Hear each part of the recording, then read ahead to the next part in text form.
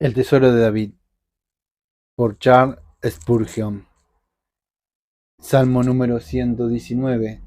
Exposición de los versículos del 25 al 32.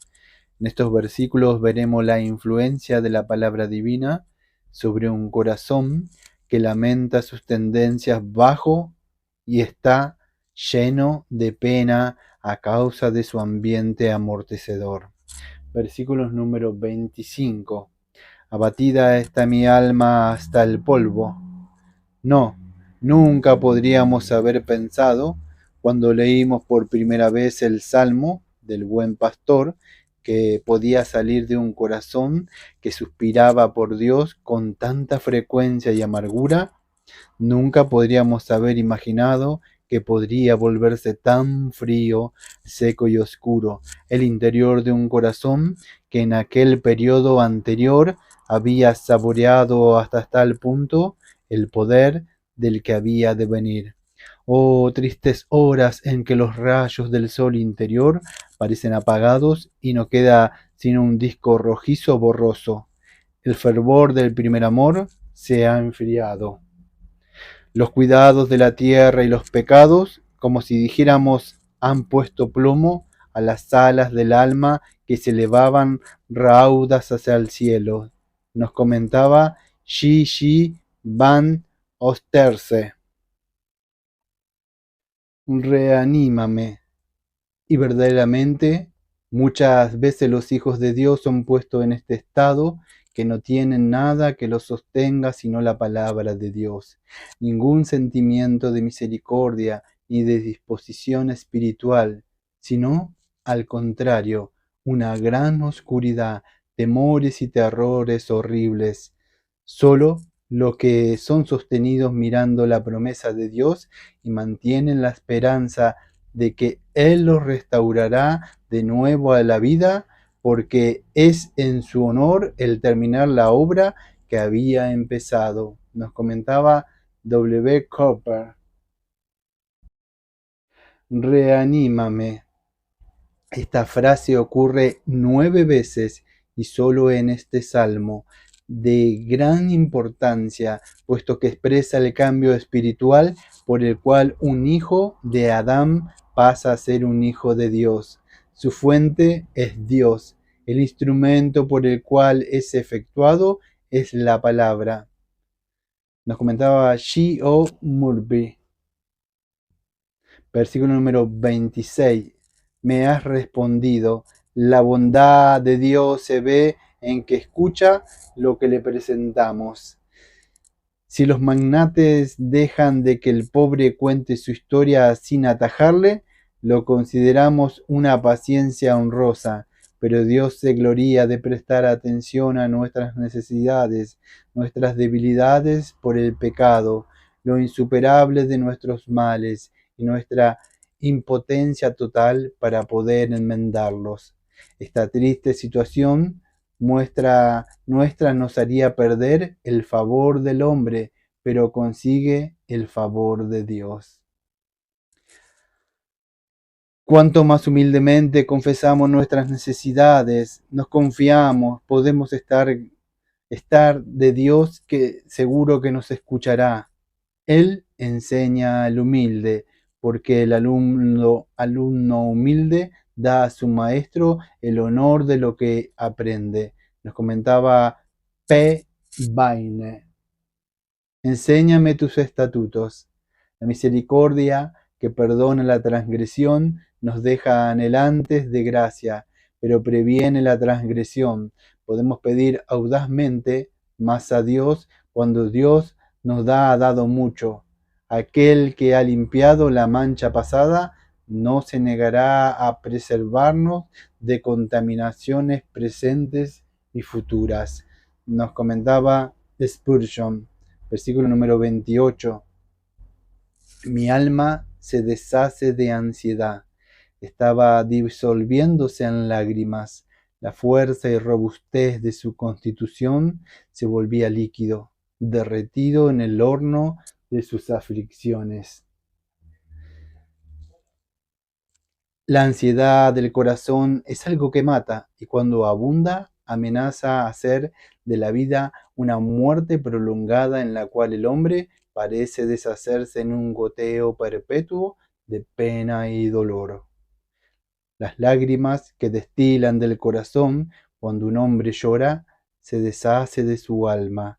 Algunos sabemos lo que significa una gran ansiedad y opresión, porque hemos sido puestos bajo su poder una y otra vez, y con frecuencia hemos sentido como si fuéramos derramados con agua, y casi si fuéramos aguas derramadas en el suelo, para no volver a ser recogida. Solo hay un buen punto en este estado de abatimiento, porque es mejor ser derretido por la pena que endurecido por la impenitencia. Nos contaba Spurgeon: susténtame según tu palabra. Nótese cómo expone David el interior de su vida del alma. En el versículo número 20 dice: mi alma está consumida. En el versículo número 25, abatida está mi alma hasta el polvo. Y aquí, mi alma se deshace. Además, en el versículo 81, exclama: mi alma desmaya. En el versículo número 109, finalmente, y en el 175, viva mi alma. Algunos ni aún saben que tienen alma. ¿Qué diferencia hay entre vivir espiritualmente y ser muerto espiritualmente? Nos comentaba Spurgeon. Susténtame. Gesenius traduce manténme vivo.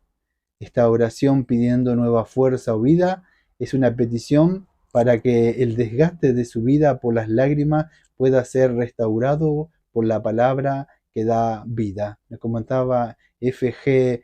Marchand, versículo número 29. Aparta de mí el camino de la mentira.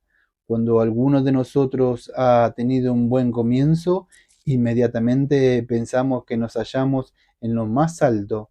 Nunca pensamos en orar, ya que Dios, cuando nos ha mostrado el favor que sirve a nuestro propósito, pero si nosotros hemos hecho algo, aunque sea pequeño, poco a poco nos elevamos a nosotros mismos y nos maravillamos de nuestras grandes virtudes, pensando inmediatamente que el diablo ya no puede vencernos más. Nos comentó Juan Calvino. Toda la vida de pecado es una mentira desde el principio al fin. El verbo mentir aparece 8 veces en este salmo. Nos comentó W. S. Plumer. Y en tu misericordia concédeme tu ley.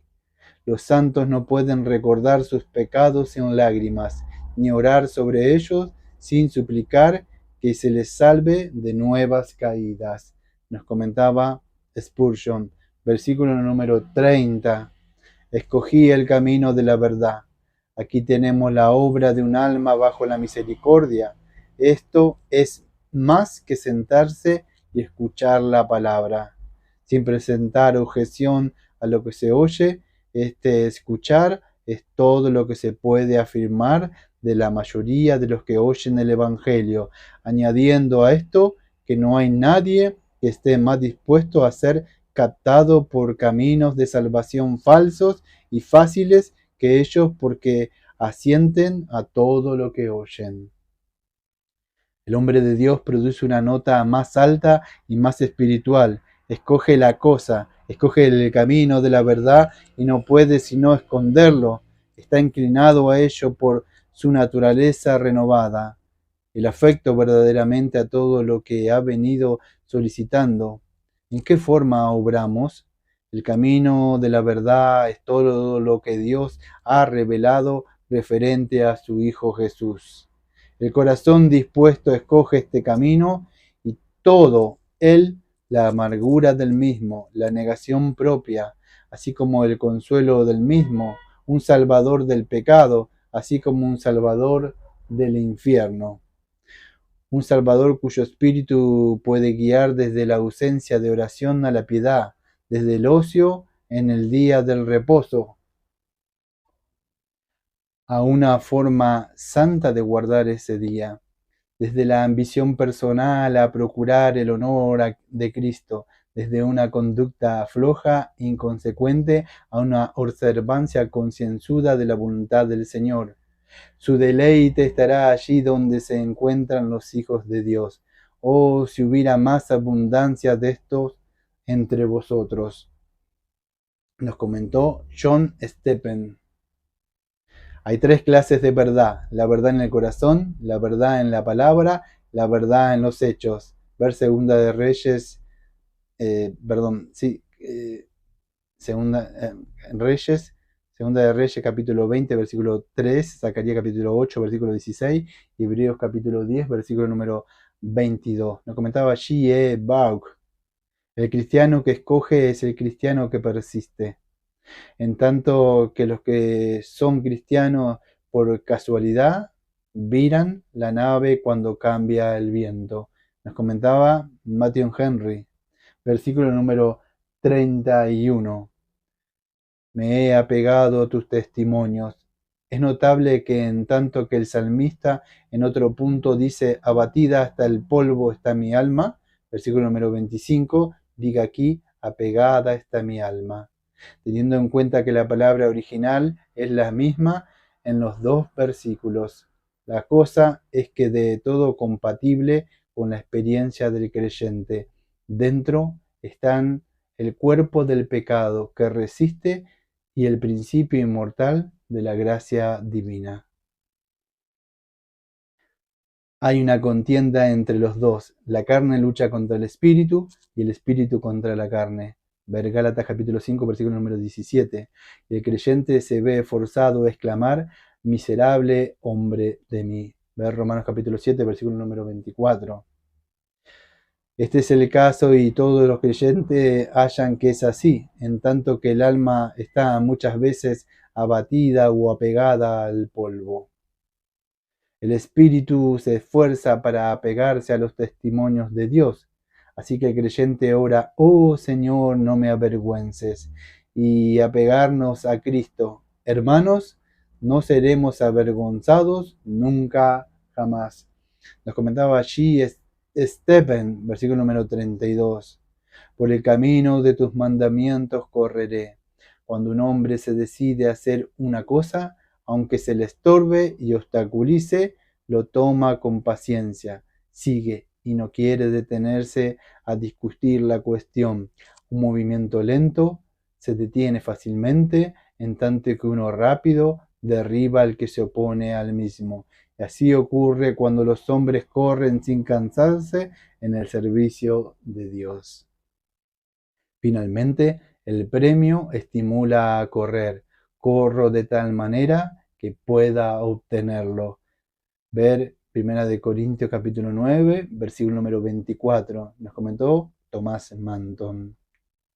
Cuando ensanches mi corazón, nótese en qué forma se ha hablado del corazón hasta este punto. Todo corazón, versículo 2. Rectitud de corazón, versículo número 7.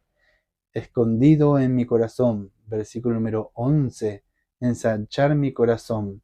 Hay muchas más alusiones más adelante y todas ellas muestran que la religión de David era una obra del corazón. Es una de las mayores faltas de nuestra época que la cabeza cuente más que los corazones y los hombres estén mucho más dispuestos a aprender que a amar, aunque no estén muy ansiosos de ir en ninguna de las dos direcciones. Nos comentó Spurgeon. Ensancha mi corazón, o dilátalo, a saber de gozo. Es evidente lo apropiado de la expresión, como el corazón está dilatado. El pulso, por consiguiente, es más fuerte y lleno por la exultación del gozo como por la satisfacción. Nos comentó R. Mann. Sin duda, un templo para el gran Dios, tal como deberían ser nuestros corazones, ha de ser hermoso y amplio, si queremos que Dios habite en nuestros corazones y prodigue su influencia. Debemos hacer lugar para Dios en nuestras almas por medio de una dilatación de fe y expectativa. El rico de la parábola, cuando aumentaron sus cosechas, pensaba ensanchar sus graneros. Ver Lucas capítulo 12. Así deberíamos ensanchar nosotros las estacas de la tienda y habitación de Cristo. Tener expectativas más amplias de Dios si queremos recibir más de Él. Los vasos fallan antes que el aceite. No somos ensanchados en Dios, sino en nosotros mismos. Por la escasez de nuestros pensamientos, no hacemos más espacio para Él, ni engrandecemos a Dios. Engrandece, alma mía, al Señor. Ver Lucas capítulo 1, versículo 46. La fe engrandece a Dios. ¿Cómo podemos hacer a Dios mayor de lo que es? En tantos, al ser declarativo, podemos tener mayor captación de su grandeza, bondad y verdad. Nos comentaba Thomas Manton. Exposición de los versículos 33 al 40. Esta sección está saturada de un sentimiento de dependencia y un darse cuenta de una necesidad extrema, lo cual es compensado por la oración y el ruego. Nos comentaba Spurgeon. Tema: la ley del Señor de ser puesta ante los ojos, la mente, los pies y el corazón. Nos comentaba Mr. Marchand. Versículo número 33. Enséñame, oh Señor, el camino de tus estatutos. Estas son palabras como la de un niño. Benditas sean en los labios de un creyente entrado en años, experimentado y un rey, un hombre inspirado por Dios. Ay de aquellos que nunca son enseñados. Nos comentaba Spurgeon.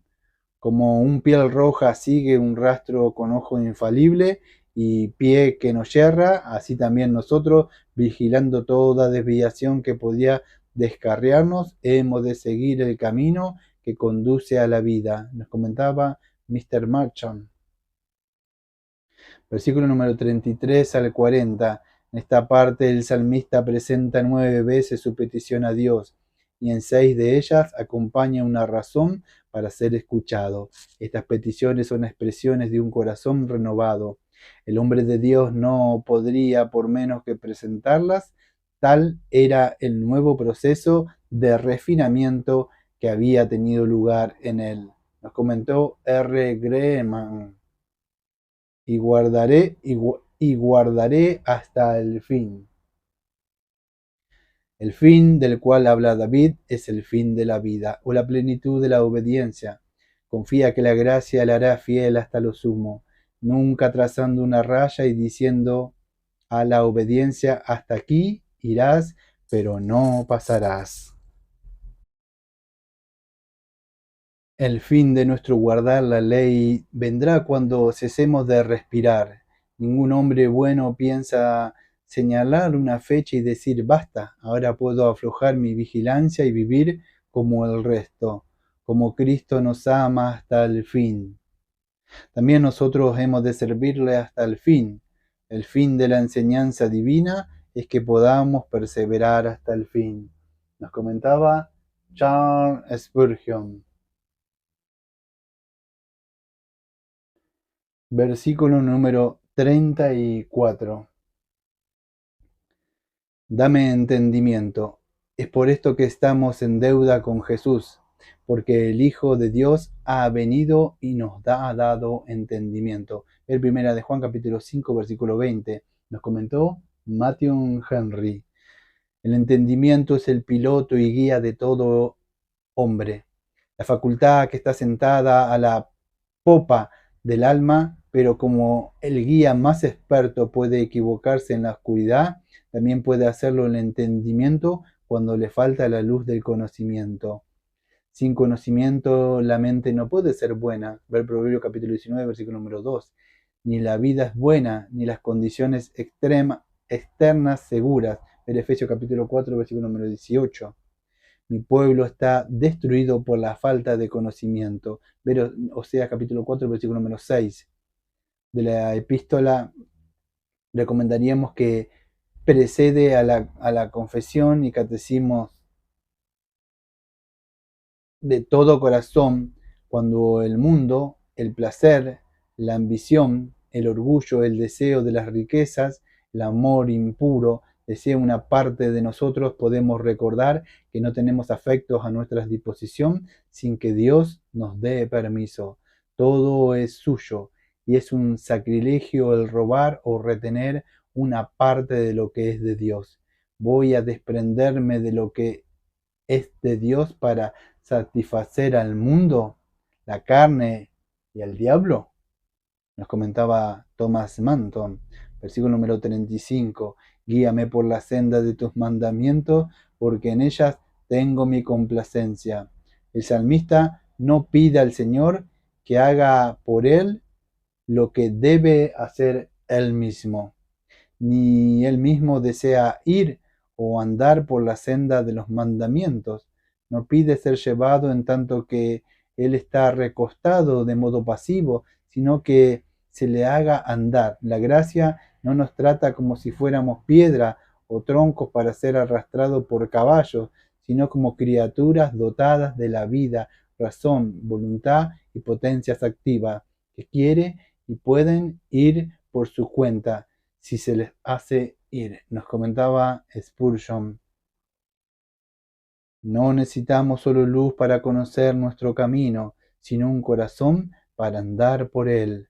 No daré respuesta a nuestro deber el que tengamos una noción estricta de las verdades, a menos que las abracemos y las sigamos. Así, pues, necesitamos una doble ayuda de Dios. La mente debe ser iluminada, la voluntad movida e inclinada. La obra de un cristiano se halla no en la profundidad de la especulación, sino en la altura de la práctica, nos comentó Thomas Manton, versículo número 36.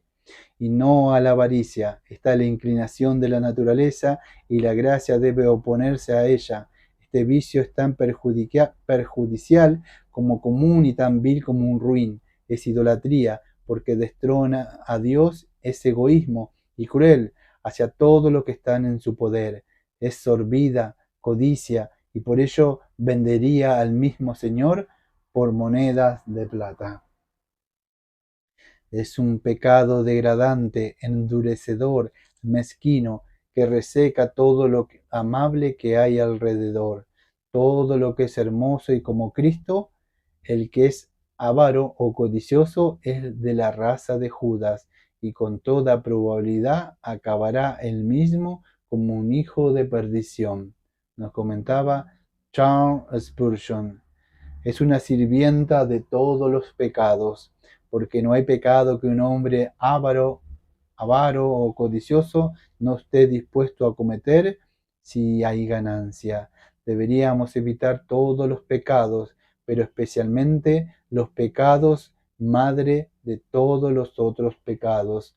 Nos comentó W. Kerber. San Buenaventura dice sobre nuestro salmo que la avaricia debe ser aborrecida, evitada, descartada. Tiene que ser aborrecida porque ataca la vida de la naturaleza, debe ser aborrecida porque estorba la vida de la gracia, tiene que ser descartada porque obstruye la vida de la gloria. Ciertamente de Alejandría dice que la avaricia es la ciudadela de los vicios y Ambrosio dice que es la pérdida del alma. Nos comentó T. Leblanc, versículo número 37. Aparta mis ojos de ver vanidades. El pecado entra en la mente por el ojo y es todavía una puerta predilecta para que entren las seducciones de Satanás. El pecado es vanidad. La ganancia injusta es vanidad. El engreimiento es vanidad.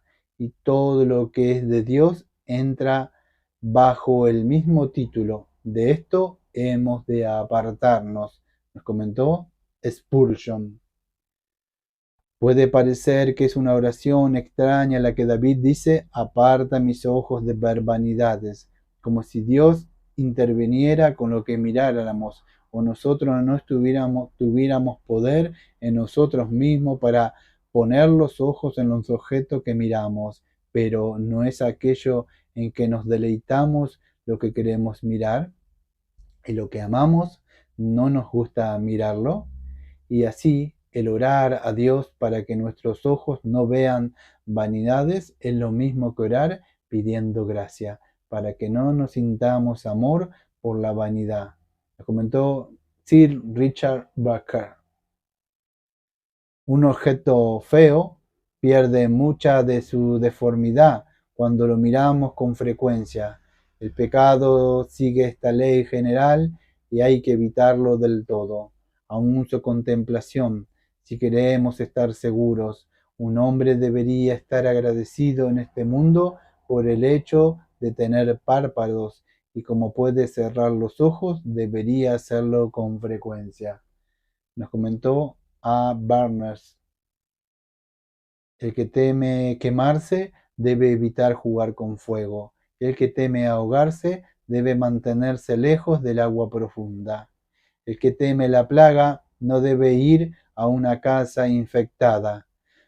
Podrán evitar el pecado los que ofrecen a las oportunidades del mismo. Nos comentaba G. Carril. Es un experimento muy peligroso para un hijo de Dios el colocarse dentro de la esfera de tentaciones seductoras. Todo sentimiento del deber, todo recuerdo de la propia debilidad, todo recuerdo del fallo de otros, debería inducirnos a poner rápidamente la máxima distancia posible entre nosotros y la escena de innecesario conflicto y peligro. Nos comentaba G. Morrison. Tus ojos, como con puertas para derramar las lágrimas, no deberían ser puertas o ventanas para dejar entrar los deseos carnales. Un ojo descuidado es inclinación de un corazón sin gracia. Recuerda, todo el mundo pereció por un no cerrar los ojos a la tentación. El ojo de un creyente debería ser como los girasoles, solo se abren a los rayos del sol. Nos comentó William Zucker. Avívame. Un hombre que se queda atascado en una zanja no necesita razones para demostrarle que está dentro, sino medios que le saquen. El mejor curso a seguir respecto a la pereza espiritual será proponer cómo librarnos de ellas. Nos comentaba Mr. Simmons. Tu camino, a modo de énfasis en oposición a otros caminos y en exaltación a ellos, hay un camino cuádruplo. Uno, vía mundi, el camino del mundo. Esta es espinosa, llena de espinas. Dos, vía carnis, el camino de la carne. Esta es insidiosa y traidora. Tres, vía satana, el camino del diablo. Esta es tenebrosa y oscura. Cuatro, vía domini, el camino domini, el camino de Dios, y esta es graciosa, llena de la gracia. Nos comentaba Simón, versículo número 38, confirma tu palabra a tu siervo. Cristo estaba enojado con sus discípulos porque no recordaban el milagro de los panes cuando se encontraron en una situación semejante. ¿No entendéis? ¿No recordáis los 5 panes? Al enseñar a deletrear a un niño nos enojamos si cuando le hemos mostrado una letra una, dos o tres veces, al serle presentada otra vez no la reconoce. Así Dios está enojado con nosotros cuando hemos tenido experiencia de su palabra en esto, en aquello y en otras cosas. Y con todo nuestras dudas reaparecen. Nos comentaba A. Barnes, dirigida a los que te temen. Nunca estaremos arraigados en nuestra creencia a menos que practiquemos diariamente lo que profesamos creer. La plena seguridad es la que recompensa de la obediencia. La respuesta a la oración las reciben aquellos cuyos corazones responden a la orden del Señor. Si tememos a Dios, nos veremos librados de todos los demás temores. Nos comentaba Spurgeon. Versículo número 39. Porque tus juicios son buenos, Cuando los hombres hablan mal de la forma en que Dios gobierna el mundo, es nuestro deber y privilegio defenderlo y declarar abiertamente delante de él: tus juicios son buenos. Y deberíamos hacer lo mismo cuando atacan la Biblia, el Evangelio, la ley o el nombre de nuestro Señor Jesucristo, pero hemos de tener cuidado de que ellos no puedan presentar contra nosotros acusaciones que sean verdaderas, pues de lo contrario, nuestro testimonio serán palabras lanzadas al viento. Nos comentó Charles Handel Spurgeon.